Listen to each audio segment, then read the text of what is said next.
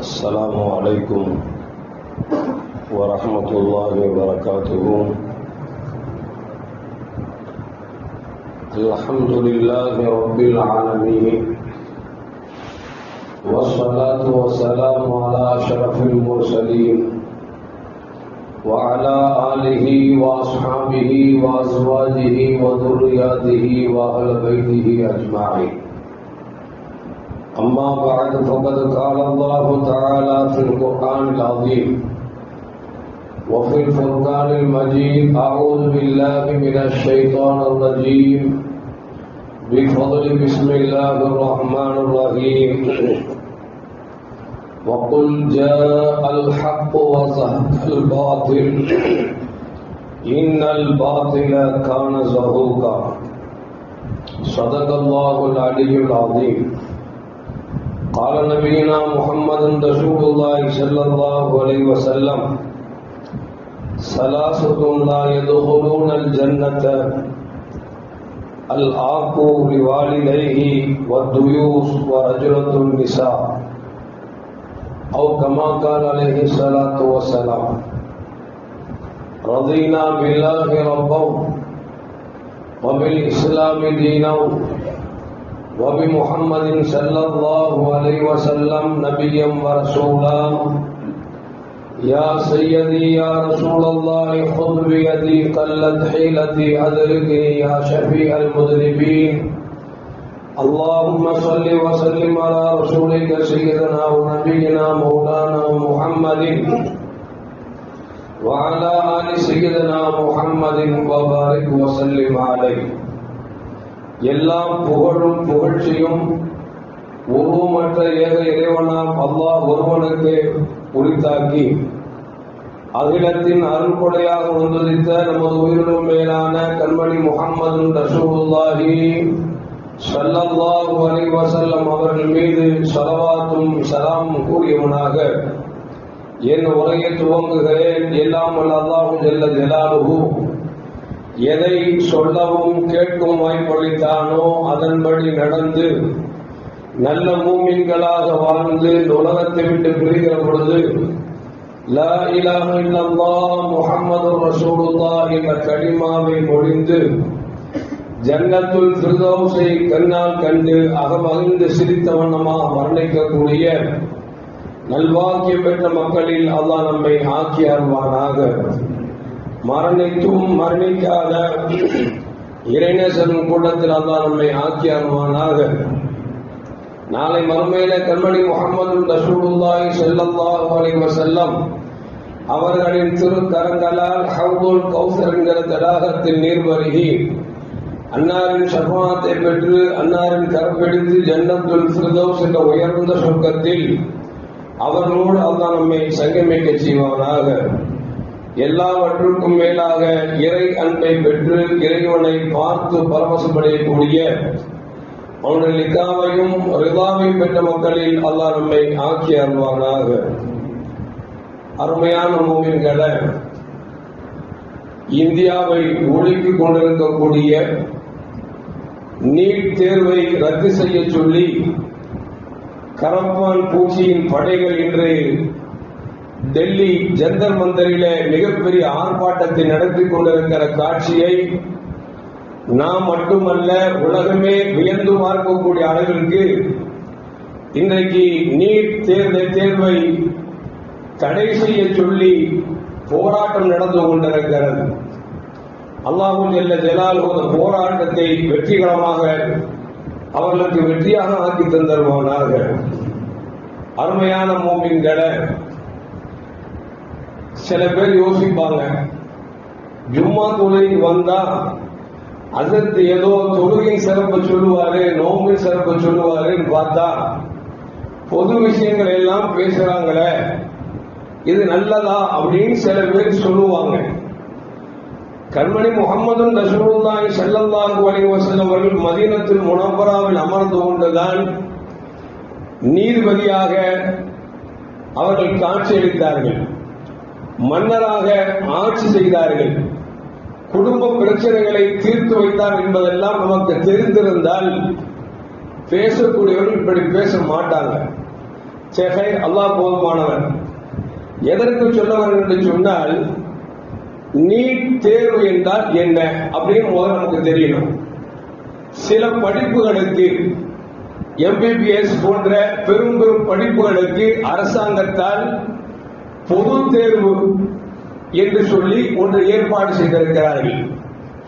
முதல்ல ஆரம்பத்தில் எப்படி இருந்துச்சு அப்படின்னா, 12ஆம் கிளாஸில் யார் அதிக மதிப்பெண்கள் வாங்குகிறார்களோ அவர்களுக்கு அந்தந்த மாநிலமே அவர்களுக்கு மருத்துவ படிப்பை படிப்பதற்கு இடங்களை ஒதுக்கி கொடுத்த ஒரு காலம் இருந்தது.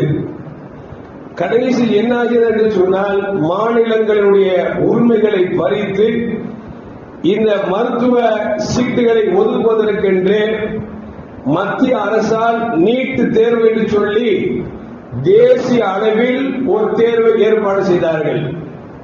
சிலரின் பார்வையில் இது நல்லது என்றும் சொல்லுகிறார்கள், பெரும்பான்மையின் பார்வையில் இது தீமை என்றும் சொல்லுகிறார்கள். காரணம் என்று சொன்னால், இந்த நீட் தேர்வால் நம்முடைய சமூகத்தில் இந்தியாவில் வாழக்கூடிய எல்லா மக்களிலும் கிட்டத்தட்ட நூற்றுக்கணக்கான குழந்தைகள் மரணித்திருக்கிறது என்கிற காட்சியெல்லாம் பார்த்துக் கொண்டிருக்கிறோம் என்று சொன்னால், ஒரு தேர்வை பார்த்து குழந்தைகள் மாணவர்கள் அச்சப்படுகிறார்கள், மன உளைச்சலுக்கு ஆளாக்கப்படுகிறார்கள். இந்த உலகமே வேண்டாம் என்று ஒரு தீய முடிவை எடுத்து தற்கொலை செய்து கொள்கிறார்கள் என்று சொன்னால், இந்த நீட் தேர்வால் நன்மை என்பதை விட தீமைதான் அதிகம் இருக்கிறது என்பதில் எந்த மாற்று கருத்தும் அல்ல. அருமையான மூமின்களே, அப்படி பார்க்கிற பொழுது சமீபத்தில் நடந்த நீட் தேர்வில எல்லா பிள்ளைகளும் எக்ஸாம் எழுதிய பிறகு திடீரென்று அந்த தேர்வுடைய கேள்வித்தாள்கள் வெளியாகிவிட்டது. எனவே எழுதிய தேர்வுகள் எல்லாம் செல்லாது என்று சொல்லி அறிவித்து மீண்டும் ஒரு தேர்வை அறிவித்து அதற்கு பிறகு எக்ஸாம் நடத்தினாங்க. இதுல என்ன ஆகி போச்சு அப்படின்னா, நல்லா எழுதி மார்க் வரும் என்று நினைத்துக் கொண்டவர்களுக்கு அது ஒரு ஏமாற்றமாக மாறி கடைசியில் அதில் கிட்டத்தட்ட 12 குழந்தைகள் தற்கொலை செய்து கொண்டார்கள் என்பது செய்தித்தாள் நமக்கு சொல்லி காட்டுகிறது. ஒரு தேர்வு நடத்துவதற்கு மத்திய அரசு கையாளக்கூடிய அந்த முறையை பார்க்கிற பொழுது, நீட்டு தேர்வுக்கு வருகிற பொழுது லேசான ஆடைத்தான் கொடுக்க வேண்டும், பெண்கள் கொண்டை போடக்கூடாது, ஜடை போடக்கூடாது, குளித்து எண்ணெய் தேய்க்க கூடாது, இப்படியெல்லாம் கண்டிஷன் போட்டு அந்த பிள்ளைகளை படாத பாடுபடுத்திய செய்தியெல்லாம் பார்த்து கொண்டிருந்தோம். எந்த அளவுக்குன்னா, இப்ப சமீபத்தில் நடந்த தேர்வில ஒரு குழந்தை வருவதற்கு ஓரிரு நிமிடம் லேட் ஆகிவிட்டது. அந்த குழந்தை படாத பாடுபடுகிறது உள்ளே செல்ல வேண்டும் என்று சொல்லி. ஏனென்று சொன்னால், ஏற்கனவே தேர்வு எழுதி அதை நல்ல மார்க் வாங்குவேன் என்கிற நம்பிக்கையோடு இருந்த பிள்ளைக்கு அந்த தேர்வில் தேர்வுத்தாள் வெளியாகிவிட்டது என்று அதை ஒன்றுமில்லாமல் ஆக்கி மீண்டும் தேர்வை நடத்துகிறார்கள். அந்த தேர்வு கொஞ்சம் தாமதமாகிவிட்டது, டிராபிக்ல தாமதமாகிடுச்சு, உள்ள விட மாட்டேன்னு சொல்றான். தந்தை அழுகிறார், வாழ்க்கையே வீணாகி போய்விடும் என்கிறார். எவ்வளவு சொல்லி கேட்கல. கடைசியில் என்னாச்சு, அந்த குழந்தையை பெற்றெடுத்த தந்தை கூட வந்திருக்காருல்ல, கேட்ல மண்டையை முட்டி உடைக்கிறார். இதற்கு மேல எனக்கு என்ன வேணும் அப்படின்னு சொல்லி ஒரு தந்தை குழந்தைக்காக தன் மண்டையை உடைக்கிறார் என்று சொன்னால், இந்த குழந்தை படிப்பிற்காக எந்த அளவுக்கு மண்டையை உடைச்சு யோசிச்சு பார்க்கணும். நான் என்ன சொல்றேன் அப்படின்னா, நீட்டு தேர்வுக்கு வருகிற பொழுது ஜடை போடக்கூடாது என்று சொல்லுகிறாய், லேசான ஆடைதான் உடுத்த வேண்டும் என்று சொல்லுகிறாய், ஆபரணம் அணியக்கூடாது என்று சொல்லுகிறாய், எல்லா கண்டிஷனும் போட்டு தேர்வுக்குள்ள அவ்வளவு அனுப்புறிய. இந்த தேர்வுடைய அந்த பேப்பரை கசிவு விடலாமா? கசிவு விட்ட பிறகு எக்ஸாம் கூடாதுன்னு சொல்லலாமா? இப்படி சொன்னா என்ன செய்யணும்? நீயா என்ன செய்யணும் அப்படின்னா, இந்த கல்வித்துறை அமைச்சர் என்ன செய்யணும் அப்படின்னா ராஜினாமா பண்ணிருக்கணும். ஆனா என்ன அப்படின்னா, 13 வருடங்களாக தொடர்ந்து ஆட்சி செய்வதால் சர்வாதிகாரத்தை கையில் எடுத்துக் கொண்டார்கள். யாரும் பேச முடியல. என்ன செஞ்சாலும் ஒன்று உள்ள இல்லைன்னா ஏதாவது அபாண்டமான ஒரு சட்டத்தை போட்டு உள்ள தள்ளிட வேண்டியது. ஆனால் அல்லாஹ் பாருங்க எப்படி ஆக்கணும் அப்படின்னா, கரப்பான் பூச்சி என்கிற பெயரிலே ஒரு பிரம்மாண்டமான ஒரு கூட்டத்தை அல்லாஹ் அவளுக்கு எதிராக அனுப்பி இன்றைக்கு இந்தியாவை அறந்து போயிருக்கிறார். எந்த அளவுக்கு அப்படின்னு சொன்னா, இந்த பாராளுமன்றத்தை முற்றுகையிட வேண்டும் என்று சொல்லி அவர் திட்டம் தீட்ட, இந்த திட்டத்தை அறிந்து கொண்ட ராணுவம் என்ன செய்த அப்படின்னா, லாரி நிறைய கற்கள் எடுத்து வச்சிருக்கிறான். என்ன காரணம் அப்படின்னா, அடிச்சு கல்லை தூக்கி அடிக்கலாம், இல்ல யாரும் புள்ளூர் உள்ள வந்துட்டாங்க அப்படின்னு சொல்லலாம்னு சொல்லி கல்லை அரசாங்கமே ஏற்பாடு செய்கிறது. லாரி அணிநிப்பாடு வச்சிருக்கிறான். இதை தெரிந்து கொண்ட அவர்கள் உடனே மக்களுக்கு செய்தி சொல்லி, நாம் பாராளுமன்றத்தை முற்றுகையிட வேண்டாம், ஜந்தர் மந்தர் என்ன செய்வோம், நம்ம ஆர்ப்பாட்டம் பண்ணலாம் சொல்லி ஒரு முடிவுக்கு வந்து இன்றைக்கு பல்லாயிரக்கணக்கான இளைஞர்களும் இன்னைக்கு போராடிட்டு இருக்கிறார்கள். நம்ம சர்வாதிகாரமான ஆட்சி 13 வருடம் தொடர்ந்து கொண்டிருக்கிறோம், ஈவி முஸ்லிம் மூலமாக வந்து கொண்டிருக்கிறோம் என்பதை எல்லாம் மறைத்துக் கொண்டு இவர்கள் போராட்டம் செய்வார்களா என்று நினைத்து இன்றைக்கு போர் காவல்துறை மட்டுமல்ல துணை ராணுவத்தும் அனுப்பி, அதனாலும் கட்டுப்படுத்த முடியாமல் குண்டர்களை அனுப்பி நியாயத்திற்காக போராடக்கூடிய இளைஞர்களையும் மாணவர்களையும் அடித்து நொறுக்கிறார்கள். இன்னும் சொல்ல போனால் கண்ணீர் புகை கொண்டு வீசுகிறார்கள். சொல்ற அடிக்கிறையா அடின்னு உருவர் காமிக்கிறார். இந்த அளவுக்கு வெறித்தனமான ஒரு ஆர்ப்பாட்டம் நடந்து கொண்டிருக்கிறது. அருமையான மக்களை என்ன சொல்றேன் அப்படின்னா, நியாயமான ஒரு கோரிக்கை வைத்து இளைஞர்கள் ஆர்ப்பாட்டம் செய்கிறார்கள். அரசாங்கம் என்ன செய்யணும், அந்த தேர்வு தாளை யார் கசிவிட்டார்களோ வெளிப்படுத்தினார்களோ அதற்கு பொறுப்பேற்று அமைச்சர் செய்யணும், தன்னுடைய பதவியை ராஜினாமா செய்ய சொல்றாங்க. ராஜினாமா செஞ்சுட்டு போயிட வேண்டியதானே. அதை விட்டுட்டு அந்த இளைஞர்கள் மீது காவல்துறையும் துணை ராணுவமும் இன்னும் சொல்ல போனால் மலவர் பிடித்த குண்டர்களாலும் லத்தி சார்ஜ் செய்யப்படுகிறார்கள். லத்தி சார்ஜ் சும்மா லத்தி சார்ஜ் இல்ல, கம்பல் ஆணைகளை குத்தி வச்சு அடிச்சிருக்கான் பாருங்க. பார்த்தா அல்லாஹ் அக்பர், யார் பெற்ற பிள்ளையோ அவ உடம்புல என்ன வீரம் ஓடுறது தெரியல, கண்ணா பின்னால் அடிச்சு வச்சிருக்கான். உலகம் எல்லாம் பார்த்து வியக்கிறது. இது இந்தியா தானா, அது டெரரிஸ்ட் நாடா என்று சொல்லி நினைக்கக்கூடிய அளவிற்கு இன்றைக்கு எல்லோரும் உலகளாவிய அளவிற்கு காரி துப்பக்கூடிய சூழ்நிலைக்கு வந்திருக்கிறார். அல்லாஹ் காப்பாற்றணும். அருமையான மக்களே, நம்ம நாட்டு பிள்ளைங்க, நாம் பெற்றெடுத்த பிள்ளைகள், படிக்கக்கூடிய மாணவர்கள் ஒரு போராட்டத்தை தொடுக்கிறார்கள் என்று சொன்னால் அரசாங்கம் நியாயமான முறையில் அவருக்கு பாதுகாப்பு கொடுத்து அவர்கள் அழைத்து பேசினால் அவர் இறங்கவா மாட்டார்கள், வாபஸ் வாங்கவா மாட்டார்கள். அதை விட்டு லத்தி சார்ஜ் இருக்கிற பேரிலே ஆணைகளை சொருவிக் கொண்டு அடிக்கிறார்கள் என்று சொன்னால் இந்த அரசாங்கம் என்ன நினைத்துக் கொண்டது, நம்மை எவனும் கேட்க முடியாத இருக்கக்கூடிய இந்த நிலையில் கரப்பான் பூச்சி என்கிற ஒரு பெயரை கொண்டு துவக்கப்பட்ட இளைஞர்களின் படை இன்றைக்கு அரசாங்கத்தை ஆட்டிக் கொண்டிருக்கிறது என்று சொன்னால் அல்லாஹ் தான் காப்பாற்ற வேண்டும். அருமையான மக்களே, அந்த மக்களுக்கு உண்மையில் அல்லாஹ் வெற்றி தர வேண்டும். ஏன்னு சொன்னால் இந்த நீட் தேர்வுடைய குளறுபடிகளை மட்டும் நாம் தெரிந்து கொண்டோம் என்று சொன்னால் நம்மால் விளங்க முடியும். அதற்கு முன்னால் ஜந்தர் மந்தர் அப்படி கேள்விப்படுறோம்ல, இந்த ஜந்தர் மந்தர் அப்படிங்கிறது என்ன அப்படின்னு நமக்கு தெரியணும். ஒரு ஊர்ல இருக்கக்கூடிய வானவியல் ஆராய்ச்சி மையத்துக்கு பேர் தான் ஜந்தர் மந்தர் அப்படிங்கிறது. 1724 ஜெய்ப்பூர்ல 18ஆம் நூற்றாண்டில ஒரு மகாராஜா, 2ஆம் மகாராஜா என்று சொல்வார்கள், ஜெய்சிங் என்பவரால் 5 இடத்தில் கட்டப்பட்டதுதான் இந்த ஜந்தர் மந்தர் அப்படிங்கிறது. இந்த 5 இடமும் வானவியலை ஆராய்ச்சி செய்யக்கூடிய ஒரு மையம். அந்த மையத்திற்கு 5 இடத்திற்கும் தலைமையிடமாக டெல்லி திகழ்ந்து கொண்டிருக்கிறது. ஒரு விசாலமான இடம்.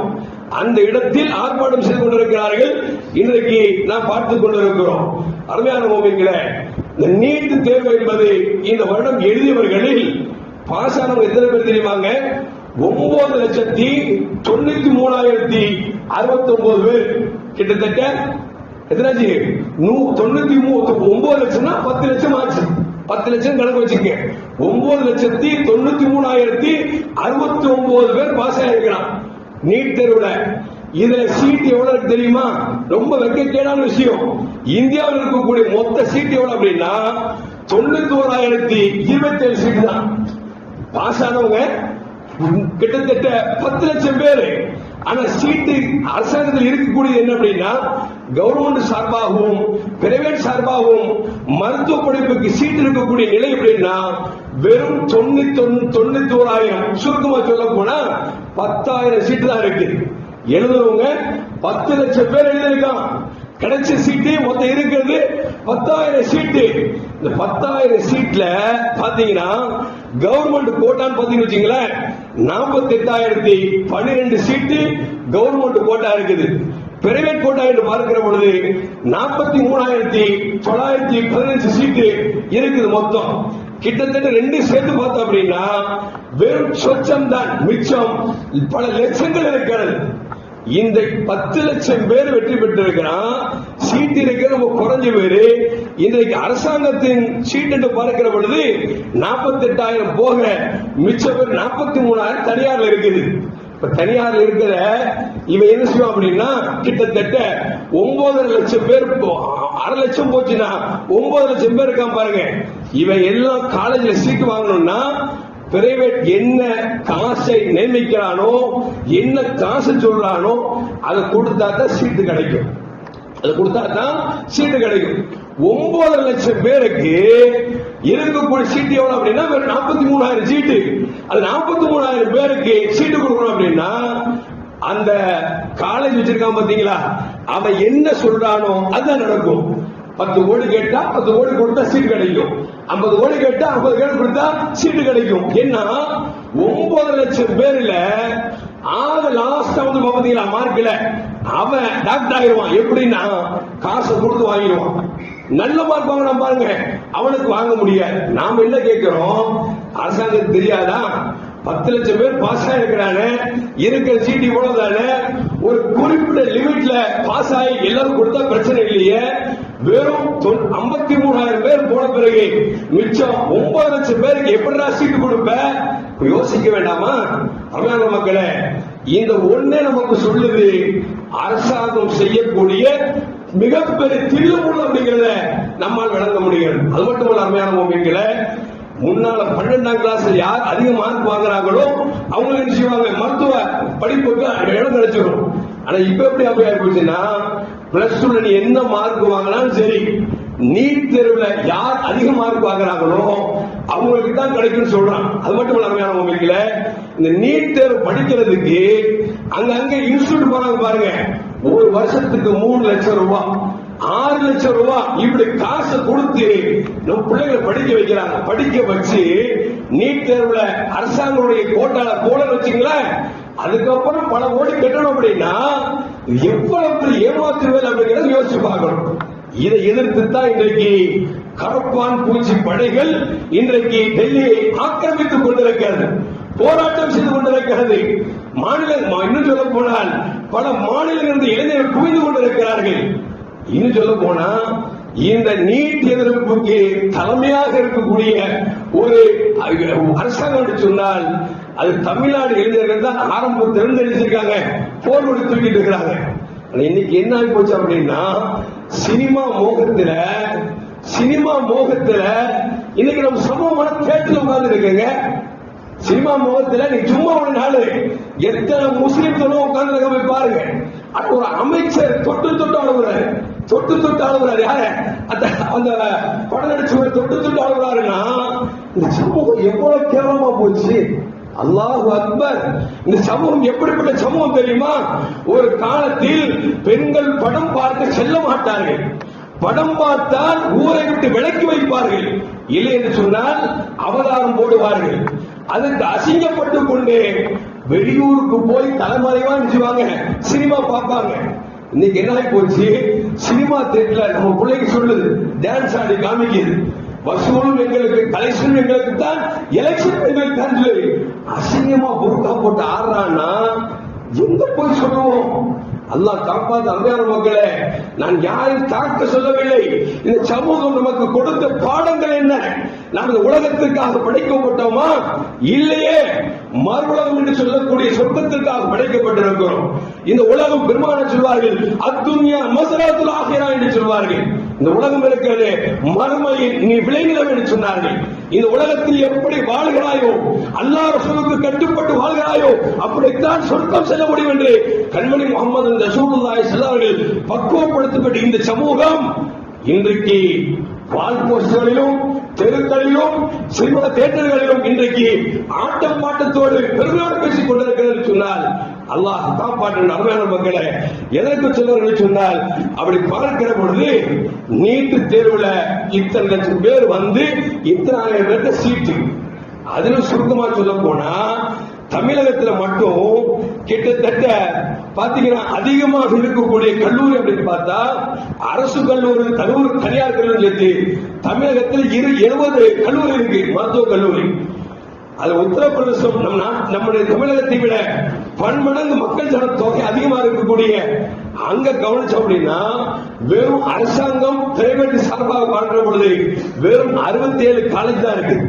67 காலேஜ் தான் மக்கள் நிரப்ப முடியாது. இந்த நீட்டு தேர்வு கொண்டு வந்துட்டோம் அப்படின்னா வடக்கம்புள்ள இறங்கிட்டான், வடக்கம்புள்ள இங்க இறங்கிட்டான். இங்க நம்ம ஆள் தொடக்கத்தை குடிச்சிருக்காங்க. எதுக்கு சொல்லுவோம் அப்படின்னா இவர்கள் திட்டமே தமிழகத்தில் யாரும் படித்து விடக்கூடாது, படித்த படிப்பாளிகள் இருக்கக்கூடாது என்று சொல்லி திட்டமிட்டு செயல்படுத்தப்பட்டதுதான் இந்த நீட் தேர்வு என்பதை நாம் மறந்துவிடக்கூடாது. அருமையான மோமின்களே, அது மட்டுமல்ல இந்த 13 வருஷம் தொடர்ந்து ஆளக்கூடிய ஆட்சியில எவ்வளவு காட்சிகளை பார்க்கிறோம், வாட்ஸ்அப்ல பார்க்கிறோம். மாட்டுக்கறிங்கிற பெயரால் மனிதர்களை கொஞ்சம் கொஞ்சமாக கொள்ளக்கூடிய, அறுத்து பலியிடக்கூடிய, இன்னும் சொல்ல போனால் கைகாலை உடைக்கக்கூடிய காட்சிகள் எல்லாம் பார்க்கிற பொழுது நாம் இந்த உலகத்தில் வாழ வேண்டுமா என்று நினைக்கக்கூடிய அளவிற்கு, எல்லா மக்களும் அச்சப்படக்கூடிய அளவிற்கு இன்றைக்கு நடந்து கொண்டிருக்கிறது. என்றைக்காவது அரசாங்கம் இதற்கெல்லாம் அது சட்டம் போட்டு தடை செய்ததா என்று சொன்னார் இல்லை. ஏன்னா அவனை பொறுத்த வரைக்கும் ஜாதி வரி ஜாஸ்தியாக இருக்கிறது. அந்த ஜாதியின் பெயரை சொல்லிவிட்டால் அவர் உயர்ந்த ஜாதியாக இருந்தால் தாழ்ந்த ஜாதிக்காரை அடிக்கக்கூடிய சூழ்நிலைக்கு தள்ளப்பட்டிருக்கிறோம். அருமையான மக்களே, பசுமாடை அறுத்தால் பிரச்சனை என்று சொன்னால் சிரிச்சில ஆட்டுக்கறி வச்சா கூட பசுமாட்டு கறியில் கொள்றான. என்ன காரணம் அப்படின்னா இனிமேல் நிரந்தரமாக இந்தியா என்பது இந்துக்களுக்குரியது என்று எல்லா இந்துக்களும் சொல்லல. நம்மோடு மாமன் மச்சனாக நம்மோடு உறவாக இருந்து கொண்டிருக்கிறார்கள். அவங்க சொல்லல. யார் சொல்றானா? எவன் வெறிவிழித்து அழைக்கிறானோ அவன் சொல்லுகிறான். அதுக்கெல்லாம் முற்றுப்புள்ளி வைக்கிற மாதிரி இப்ப மாடை உரைக்குது. என்ன அப்படின்னா 13 வருஷம் ஆட்சியில மமதில உட்கார்ந்துட்டோம், சாதாரண ஒரு கரப்பாம்பூச்சி அசைச்சு பார்த்துருச்சடா, கேட்கறதுக்கு ஆள் இருக்குதுடா, நம்மால ஒண்ணும் செய்ய முடியாதுன்னு சொல்லிட்டு இப்ப சொல்றான்.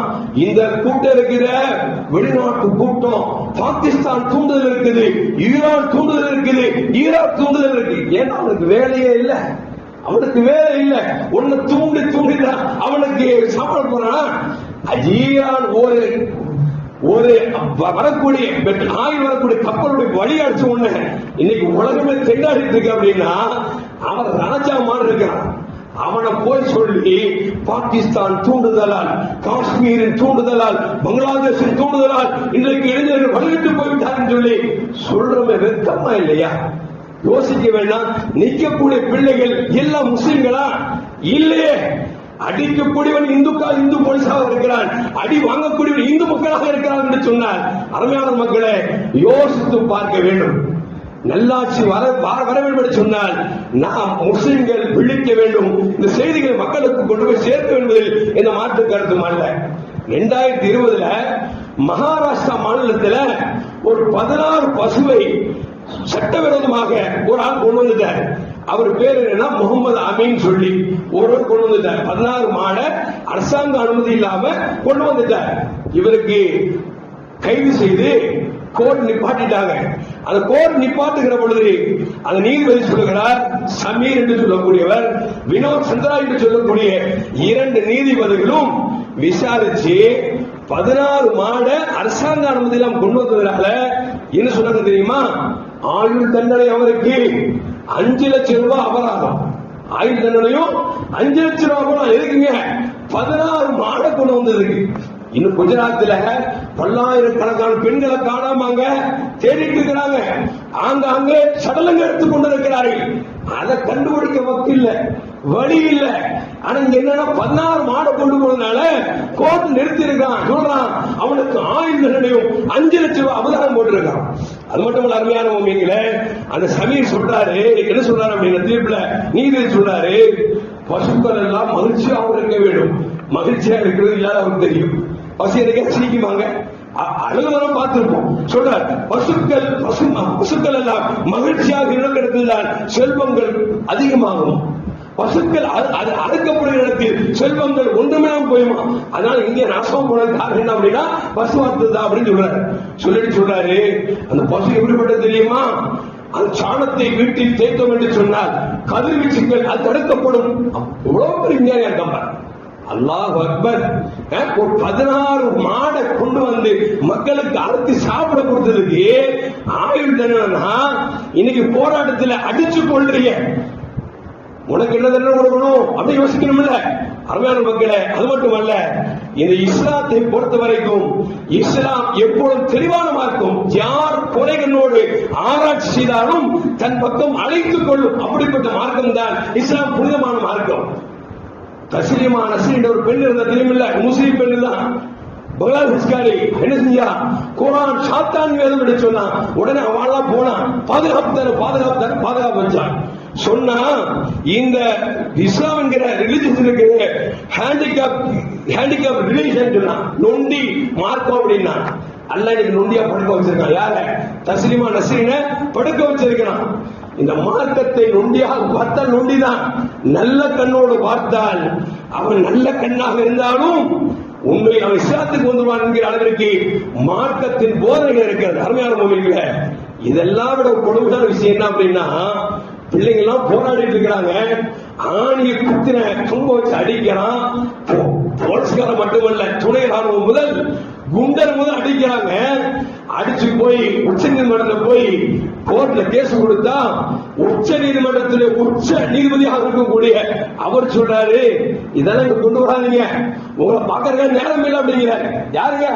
உச்ச நீதிமன்றத்துடைய உச்ச நீதிபதி சொல்கிறார். இவ்வளவு பெரிய கூட்டம் கூடி இருக்குது, அடி வாங்கிட்டு இருக்கிறாங்க, திருப்பி அடிச்சா என்ன ஆகும் யோசிச்சு பாருங்க. அவர் சொல்றாரு, இதை எங்கிட்ட கொண்டு வராதீங்க, எங்களுக்கு 1008 வேலை இருக்குது, அதை பார்க்கறதுக்கே வழி இல்லைங்க. இங்க இருக்கிற அமைச்சர் சொல்றாங்க, நீட்டுடைய எதிர்ப்பு பத்தி நீங்க என்ன சொல்றீங்க அப்படின்னு கேட்டா அவங்க சொல்றாங்க, அது ஒரு பிரச்சனை தான், அதை விட 1008 பிரச்சனை இங்க இருக்குது. இன்னைக்கு சினிமால கூட்டம் எல்லாம் ஒரு கூட்டம் இல்லைங்க, எங்க 1008 பிரச்சனை இருக்குங்க. அல்லாஹ் காப்பாற்றும். எதுக்கு சொல்லுவார் அருமையான மக்களே, நம் சமூகம் எங்கே போய் கொண்டிருக்கிறது யோசித்து பார்க்க வேண்டும். நபிகள் நாயகம் ஸல்லல்லாஹு சொன்ன ஹதீஸை நான் ஆரம்பத்தில் படித்தேன். சொர்க்கத்திற்கு 3 பேர்கள் நுழைய மாட்டார்கள். இன்னொரு ஹதீஸ் வருகிறது, சுவனத்தின் வாடை கூட நுகர மாட்டார்கள் என்று ஹதீஸ் வருகிறது. சொல்லாங்க, உன்னை யார் அப்படின்னா பெற்றோர்களுக்கு வேதனை கொடுக்கக்கூடியவன். பெற்றோரை அடிச்சு துன்புறுத்தான் பாத்தீங்களா, சோறு கொடுக்கலாம், காய் கொடுக்கலாம் பாத்தீங்களா, ஒதுக்கி வைக்கிறான் பாத்தீங்களா, இவன் சொர்க்கத்தின் வாடையை கூட நுகர முடியாது என்றார்கள் கண்மணி முகமது ரசூலுல்லாஹி ஸல்லல்லாஹு அலைஹி வஸல்லம். 2வது யார் அப்படின்னா வத்துயூஸ். உலகத்துல பிரச்சனை நடக்கும், குடும்பத்துல பிரச்சனை நடக்கும், என்னமோ நடந்திருப்போம் உட்கார்ந்துருக்கான் பாருங்க, குழம்பு கட்டுதான். அவனை பத்தி சொல்றாங்க ரசூலுல்லாஹ், இவனும் சொர்க்கத்துக்கு போக மாட்டான். என்ன அர்த்தம்? முஸ்லிமா இருந்தா, ஒரு மூமினா இருந்தா சத்தியத்திற்கு ஒரு கூட்டம் போராடி என்று சொன்னார் ரசூலுல்லாஹ். சொல்லுவாங்கல்ல, முடிந்தால் கையால் தடுக்கி, முடியவில்லையா வாயால் வார்த்தையால் பேசினாங்க. நம்ம செய்யறது சல்லல்லாஹு சுன்னத்து. அதுக்கும் முடியலையா மனசால வெறுனாங்க. சில பேருக்கு கேளுங்களேன், என்னங்கன்னா அது எங்கேயோ நடக்குங்க, நமக்கு என்னங்க வேலை அப்படிங்கிற பாத்தீங்களா. இவன் தான் துயூஸ், இவனும் சொர்க்கம் செல்ல மாட்டான் என்று நபிகள் நாயகம் ஸல்லல்லாஹு அலைஹி வஸல்லம் சொன்னாங்க. வரஜுலத்துன் நிசா, ஒரு பெண் ஆணை போன்ற ஆடை உடுத்துகிறாளே, தன்னை மாற்றிக் கொள்கிறாளே, இவனும் சொர்க்கம் செல்ல மாட்டான் என்று நபிகள் நாயகம் ஸல்லல்லாஹு அலைஹி வஸல்லம் சொல்கிறார்கள் என்று சொன்னால், அருமையான மக்களே, நாம் எல்லாம் ரோசத்திற்கு சொந்தக்காரர்கள், நாம் எல்லாம் ரோசத்திற்கு சொந்தக்காரர்கள். ரோசப்பட வேண்டும் பெருமாள் சொல்வார்கள். ரோசப்பட வேண்டியதற்கு ரோசப்படவில்லை என்று சொன்னார் கழுதைக்கு சொன்னார்கள் கண்மணி முகமது ரசூலுல்லாஹி ஸல்லல்லாஹு அலைஹி வஸல்லம். நாமெல்லாம் மூமின்ங்க, நம்மெல்லாம் மூமின். இன்னைக்கு டெல்லியில ஜெனரல் முதல் அடி போடுறான்னு சொன்னா அது ஏதோ முஸ்லிம்களுக்கும் காபிர்களுக்கும் மத்திய பிரச்சனை அல்ல. அந்த கூட்டத்தில் ஆர்ப்பாட்டத்தில் இந்துக்கள் இருக்கிறார்கள், இஸ்லாமியர் இருக்கிறார்கள், கிறிஸ்தவர்கள் இருக்கிறார்கள். இன்னும் சொல்ல போனா இவங்க இந்த அரசாங்கம் நடத்த பார்த்துட்டு பஞ்சாபிகள் ஆயத்தோடு உள்ளார்கள். இருக்கான். இன்னைக்கு ராணுவம் திக்குமுக்காடுகிறது. அடித்தோம் என்று சொன்னால் அவன் வாழ வருகிறான். எனவே இன்றைக்கு கொஞ்சம் கட்டுப்பாட்டுக்குள் வருகிறது என்று சொன்னால் பஞ்சாபில் இருந்து இன்னைக்கு வீரர்கள் இளைஞர்கள் விளைந்திருக்கிறார்கள் என்பதால் இன்றைக்கு ஓரளவுக்கு கொஞ்சம் அமைதியா போயிட்டு இருக்கு. இப்பதான் பிரதமர் சொல்ற அந்த லீக்காட்சியில் அதற்கு தக்க காரணம் கண்டுபிடித்து அவருக்கு தண்டனை கொடுக்கப்படும். எப்பங்க பல லட்சம் பேர் சேர்ந்து நாட்டையே ஒடுக்கிட்டு இருக்கு, போலீஸ் துறை காவல்துறை நாங்க காத்துட்டு இருக்குது, அப்பாவி மக்கள் அடித்து கொண்டுட்டு இருக்கிறாங்க. இப்ப சொல்றார் ஆமா நடந்துருச்சுதான் கண்டுபிடிச்சு நிச்சயம் தண்டனை கொடுப்போம் சொல்லி வாயை துறக்கிறாரு. அது நைட்ல எதுல பொதுத்தளத்துல வந்து பேசுறாரு அப்படின்னா ஒரு ஆட்டம் கண்டுருச்சு. அல்லாஹ் ஜல்லல்லாஹு இந்த அரசாங்கத்திற்கு அல்லாஹ் நல்ல புத்தி தந்தருவானாக. இல்லை என்று சொன்னால் அல்லாஹ் இந்த சமூகத்திற்கு எந்த அரசாங்கம் தேவையோ அவரை அல்லாஹ் மாற்றி அமைச்சு தந்தருவானாக.